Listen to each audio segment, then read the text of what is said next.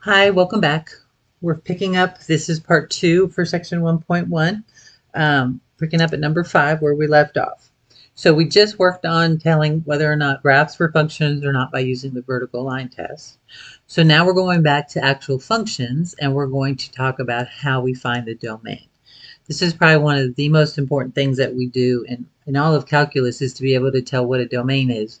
That's real important that you understand what the input values are. Okay, you have to know if there's any numbers you're not allowed to use. So that's what we're working on now. So remember, the domain are the set of x's. So if I'm looking for the domain of a function, and I ask you to find the domain of a function, then I'm asking you what x's in the real numbers, okay, whole numbers, negative numbers, fractions, radicals, decimals, are there any of those numbers that would not be allowed in this expression that's given to me in the function? So we're going to start with our basic polynomial. Okay, a polynomial are just each term in an expression that are just a variable x raised to some power. Okay, and sometimes a number coefficient out front. Well, if I have a polynomial, then any number I choose, I can work with. I can square numbers that are whole numbers. I can square decimals. I can square a fraction. I could square decimals. I could square radicals. I don't know if I said those already, but any number that I give you, and I ask you to put it in here, and can you give me an answer? You can. Okay, there's nothing that I can give you that you can't work out in here. Okay, so when you're working with polynomials, always, you might want to write it down just to help remind you, but the domain for any polynomial is always all real numbers. Okay, so I'm going to say the domain is all real numbers for this function and for any polynomial, but I want to give the answer in interval notation. Okay, so in interval notation, do you remember how to write all real numbers? Well, if you look at all real numbers on the number line, that means everything, right? You would shade in the whole number line, right? And when you're doing interval notations, this arrow represents positive infinity and this arrow represents negative infinity. So if you're going to write all real numbers as an interval, we're going to go from this side to this side. So that would be from negative infinity to positive infinity. Okay, that's what we call an interval. So we're going from here to here. And always when you use infinities, you use a parentheses. Okay? All right. Also with interval notation, parentheses are used when you're not using a number, and then a square bracket is used if the number is included. So we'll get to some of those in a minute. Okay, so let's move on. All right, find the domain of the function f of x equals 3x over 2x squared minus 8. All right, so this is not a polynomial. This is what we call a rational function. A rational function, remember, is when you have variables in the numerator and denominator. And we do have a problem with rational functions and the domain. Because in algebra, in math, you're not allowed to have divide by 0. So I can't use any number that's going to make the bottom equal 0. Okay? So for rational functions, okay, the denominator cannot equal 0. Okay? So for you to find the domain in a rational function, it's going to be all real numbers except for whatever makes the denominator equal 0. The numerator can be 0. That's fine in math, but the denominator can't. So when you have a rational function, you're going to figure out what makes the denominator equal 0. And you're going to take those numbers out of the domain. Okay? All right, so for this one, we can just solve it for x. So we're going to move the negative 8 over to the other side. So remember, when you're solving an equation, anytime you take a term over the equal sign, it changes signs. So if you take that negative 8 over the equal sign, it's going to become a positive 8. Okay. Then, to solve for x, we're going to divide both sides by 2. Okay. That's 2 times x squared. The opposite of times is divide. So we're going to divide. So x squared equals 4. And then to undo squaring, the opposite or the inverse operation of squaring something is to take the square root. So you're going to take the square root of both sides. And when you take the square root of a number, remember it's plus or minus. So the square root undoes the square, and square root of 4 is plus or minus 2. So that means that the domain for this function would be all real numbers except for 2 and negative 2. Okay? So how do you write that as an interval? Well, again, if I look at the graph, because this is always helpful for a lot of you. All right, so x cannot equal those, okay? We're finding out, I guess sometimes it helps you to write it this way. You're trying to figure out what numbers don't equal 0, what x can't be, okay? Because these are the numbers that I cannot use. That would give me 0 in the bottom.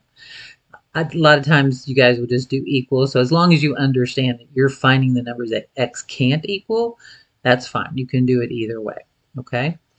All right, so x can't equal positive 2 or negative 2, but it could be everything else, okay? So it could be all of this, but it can't be negative 2. It can be everything in here, can't be positive 2, but it could be everything there. So this is all real numbers except for negative 2 and 2. I took those out, right? That's what the number line would look like. And remember, that's negative infinity and that's positive infinity. So I need to write intervals. So everywhere there's a space or a gap, that's a new interval. So this interval right here would be from negative infinity to negative 2. And then if I'm going to combine it with another one, I use union. That means add together, or we're adding on. So in math, we use this union symbol. And then I've got everything between negative 2 and 2. And then I'm going to union that with everything past 2. So 2 to infinity. Now, remember what I said about the parentheses. You're not using those numbers. So I'm going up to negative 2 and not using it. And then here, I'm going to go to the right of negative 2, but I'm still not using negative 2. Okay, so that's how I take the negative 2 out, is writing it this way. So the parentheses means you're not including that number. And you always use a parentheses for infinity because it's kind of not an endpoint, right? It doesn't really end there, it goes on. So we always just use parentheses for that. Now remember, there's also a square bracket. We just haven't gotten to one of those yet, okay? But we will. All right, so number 7 is exactly the same. It's a rational function. I don't care about the numerator. The numerator is fine. It could be any number it wants to be. But what I need to find right now is what makes that denominator equal to 0, because those are the numbers I have to take out of the domain. Those are the numbers that x cannot equal, okay? So you're going to take the denominator and set it equal to 0. We're trying to find what, right, it's not equal to 0, but that's kind of always hard to explain that to you, but it's hard to work an equation out with that.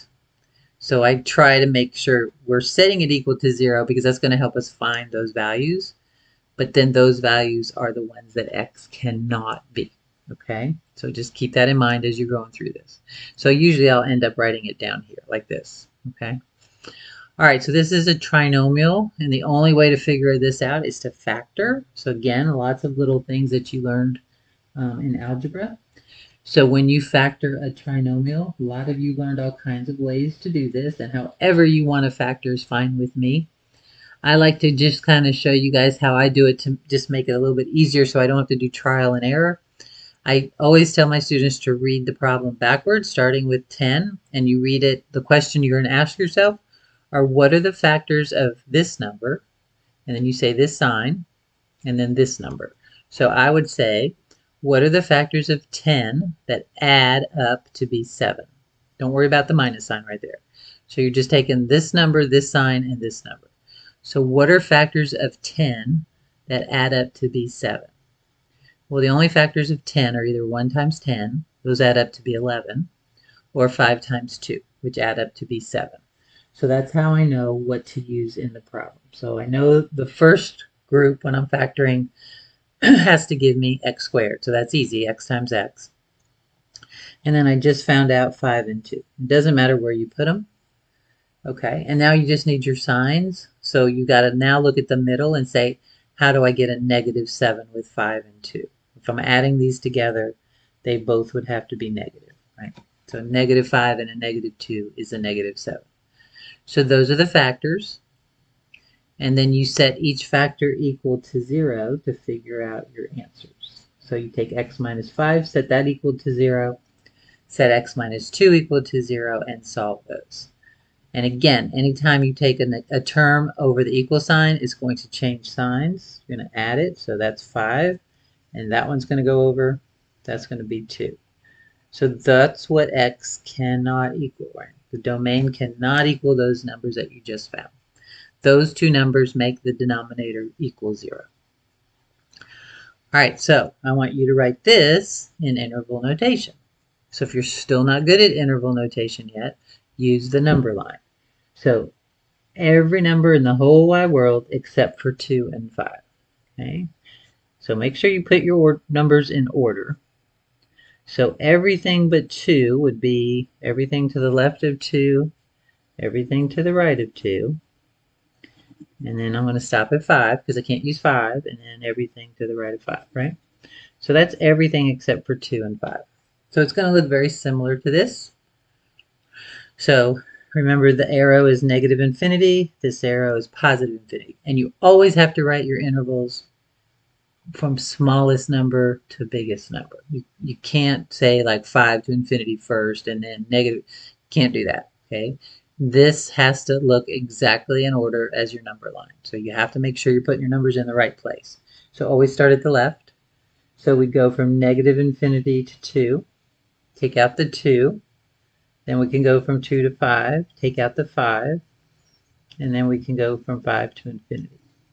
So that's how you write all real numbers except for 2 and 5. Okay? All right. Let's try another one. Okay, number 8, little trick question here, but these are good because sometimes this always shows up. All right, we still have a rational function. We still have to figure out what gives us 0 in the bottom because that's the numbers I got to take out of the domain. Okay?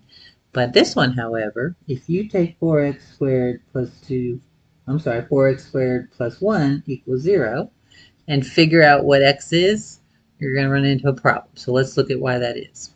So if I solve this for x, first thing I'm going to do is take the 1 and move it over. So it's going to become negative 1. Okay? Then I'm going to divide both sides by 4 to get rid of the 4 because this is 4 times x squared. So the inverse of multiplication is division. So you're going to divide by 4. So now we get x squared equals negative 1/4. And then you're supposed to take the square root of both sides. Okay? Well, when you take the square root of both sides, you're going to take a square root of a negative number, which doesn't exist. You can't do that. Okay? You can only take the square root of something positive. So this doesn't have any answers. This has no solution. And if it has no solution, that means there's nothing that will give me 0 in the bottom. Everything will work. I can put anything in there and I won't get 0. Okay, that's what that's telling me. So if there's no exclusions, there's nothing I can take out of the domain, then the domain would just be all real numbers. There's no problem. So that would be the domain for number 8. Okay, remember, for rational functions, the domain is always all real numbers except for what makes the denominator equal 0. Those are called your exclusions or restrictions, however you learn them. So in this problem, there were none because I can't take the square root of negative 1/4. So there's no answer. So I'm back to all real numbers. Okay? So just be careful with some of those rational functions. All right, now we're getting into radicals. Look at number 9 and 10. Number 9 is what we call an even root radical. Okay, even root. Okay, how do I know it's an even root? You read that square root, right? This is a square root of 2x plus 3.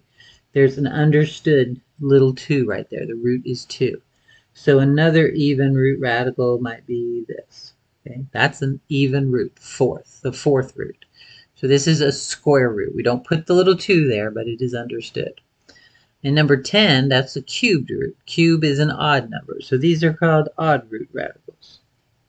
And they are different when you're looking for the domain. Okay? All right, if you have an even root radical, we just talked about it up here, you are not allowed to take the square root of something negative. So a square root function has to be greater than or equal to 0. For me to take the square root of it, I can take the square root of 0, and I can take the square root of any positive number. So when you have an even root radical, take the radical, set it greater than or equal to 0. Okay? What you take the square root of has to be greater than or equal to 0.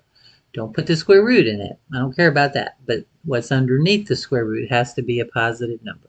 That's this. All right, so if you work that out, move the 3 over. It's going to become negative 3. Divide by 2. We get x has to be greater than or equal to negative 3/2. All right, now let's talk about that because now we're getting into our bracket. So how would that look on a number line? Okay, everything greater than or equal to negative 3/2. So here's negative 3/2. Greater than or equal to, remember that's a closed circle, and you would shade this way, right? Greater than. And remember that's infinity over there. So how do I write this in interval notation? Well, I'm not going to use a parentheses because I'm using this number. Remember up here, well, not up here, back here, we had open circles because we were not using those numbers, right? But on this problem, we are using negative 3/2, says it could be equal to it. So that's a closed circle. So when you have a closed circle, you're going to use a bracket to show that you can use that number. So we're going to go from negative 3/2, including negative 3/2, to infinity. Okay? All right, so brackets are the ones that include the numbers. Parentheses is when you don't include the number. All right, now number 10, a little bit different. Odd root radicals, those are my favorite because they're like polynomials. Okay? They always have an all real number domain. Okay? Because cube roots can be positive or negative or 0. So there are no restrictions here. Okay? So for odd root radicals, the domain is always negative infinity to infinity. Okay, so remember, you got 2 pretty easy things to find the domain of, the odd root radicals and polynomials. Okay, if you have a polynomial, the domain is always this, and if you have odd roots, the domain is always all real numbers. If you have an even root, you set what's under the radical greater than or equal to 0, and if you have fractions, the rational functions, you have to figure out what numbers to take out of the domain that make the denominator equal to 0. Okay? All right, now number 11. Now they put the radical in the denominator. Okay? But it's an even root. So remember, the even roots, you would take what's under the radical, set it greater than or equal to 0. However, okay, let's think about that. I normally would take 2x plus 3 and set it greater than or equal to 0. But it's in the denominator. And remember, things in the denominator cannot equal 0, right? That's what anything in the denominator can't equal 0. So if it can't equal 0, what's going to change here? Okay, think about that. This says it can be greater than or equal to 0. So if the radical's in the bottom, it can still be greater than 0, but it just can't be equal to 0. So when you have a radical in the denominator, you're just going to set what's under there greater than 0. Because remember, things in the denominator can never equal 0. Okay? So you would use this if the 2x plus 3 was up here, but we can't use it because it's in the denominator. So hopefully that makes sense. Okay? So again, this problem, it was just a number, so it could equal 0 because it's not in the denominator. So that's why I could do this. But for number 11, it cannot equal 0 down here. Okay, cannot. So I can only have it greater than 0. All right, so I know what I'm going to get here. I'm going to move the 3 over, get -3, divide by 2. But this time, x is just greater than 3/2. So again, what does that look like on the number line? Sorry, -3/2. So greater than -3/2 is an open circle because you can't use -3/2. And you would shade this way. And remember, that's infinity. So how do you write that as an interval? Parentheses, because I can't use it, to infinity. Okay. So there's a lot of little things in here, but hopefully, again, you're remembering some of this, and maybe not, but some, some remembering is better than none. And if you really are confused or none of this is ringing a bell, please go get help. Okay, don't sit on this. Make sure you go get help. See me, go to the Learning Center, but make sure that you are okay with this stuff before too long. Okay. All right, now so we got another rational function here. So this one has got the radical in the numerator, which means x plus 2 has to be greater than or equal to 0, because that's okay in the numerator. But now we have x minus 3 in the bottom. That can't equal 0, right?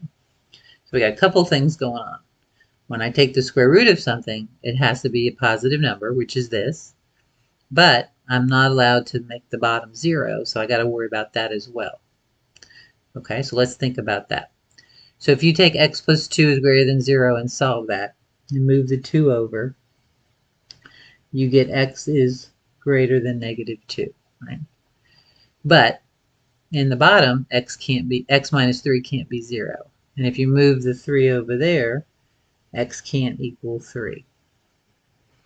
Okay, so let's think about these two things. So the numerator gave me x is greater than or equal to -2 because I set all radicals greater than or equal to 0. Okay. The denominator can't equal 0, so I had to figure that out. So I got 3. All right, so what does that number line look like? All numbers greater than or equal to -2, but it can't equal 3. Can't equal 3. So everything greater than -2 except for 3. Okay. So here's everything greater than -2.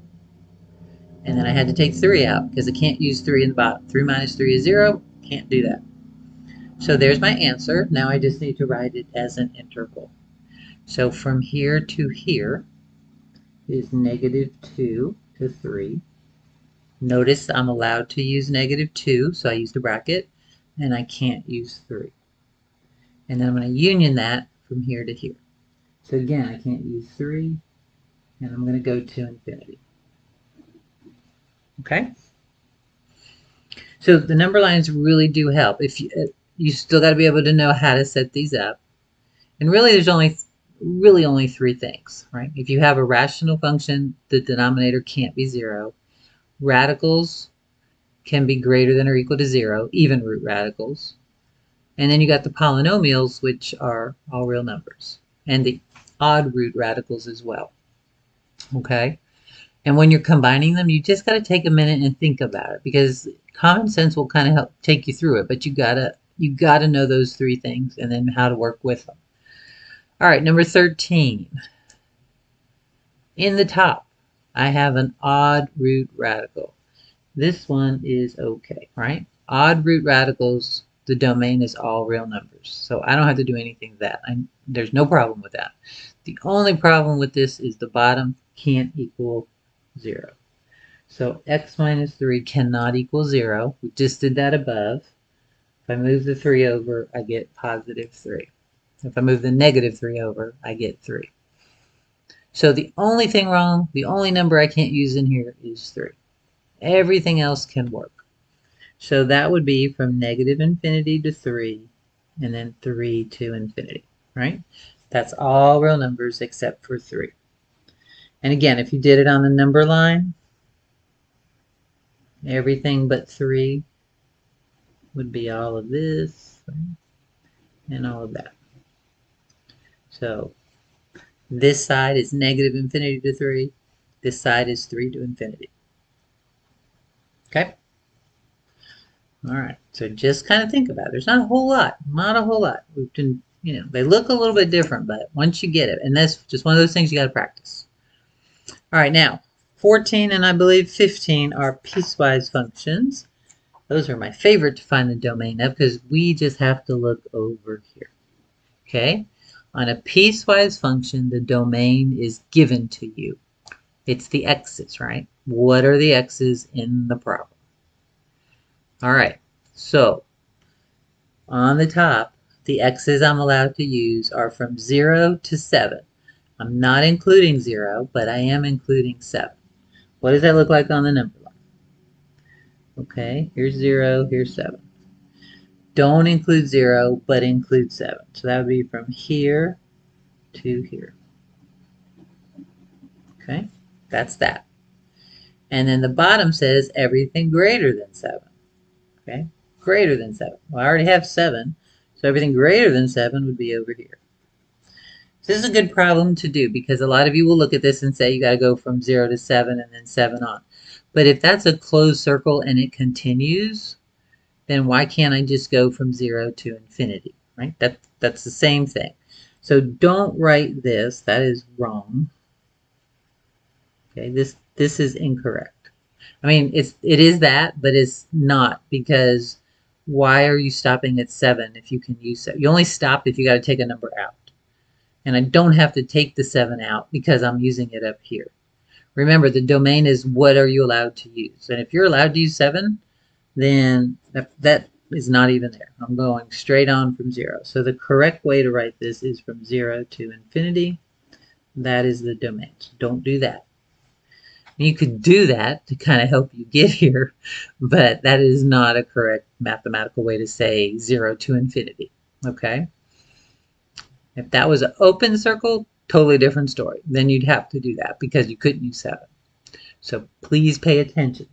So when you're given a piecewise function, this is all you got to look at, okay? That's the nice thing about those.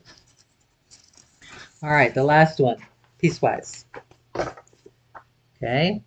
The domain is given to you right here. So look and see what that is. And you don't have to do the number line. Some of you guys, you can do these, but the number line is helpful for those of you that need a little bit more of a refresher. All right, so what does this say? I'm using all numbers between 1 and 6. Not using 1, but I can use 6. So here's 1, here's 6. Can't use 1, I can use 6. Okay? And I say that hoping you remember, but remember your inequality sign. Less than or greater than, that means you're not using that number. But if there's an equal sign below it, then you can use it. This one says x has to be greater than 8. So you're not using 8, but everything bigger than 8. Okay? All right. So here's my two intervals. From here to here would be from 1 to 6, like that. Can't use 1, can use 6. Now there's a break, so I have to use union. Can't use 8. And I'm going to infinity. So there's the domain for this function. Okay? All right. So lots of little things, lots of reviewing, but again, it's good practice. So go through this, make sure you're okay with the homework. Let me know if you need any help, and I'll see you back here for the next section.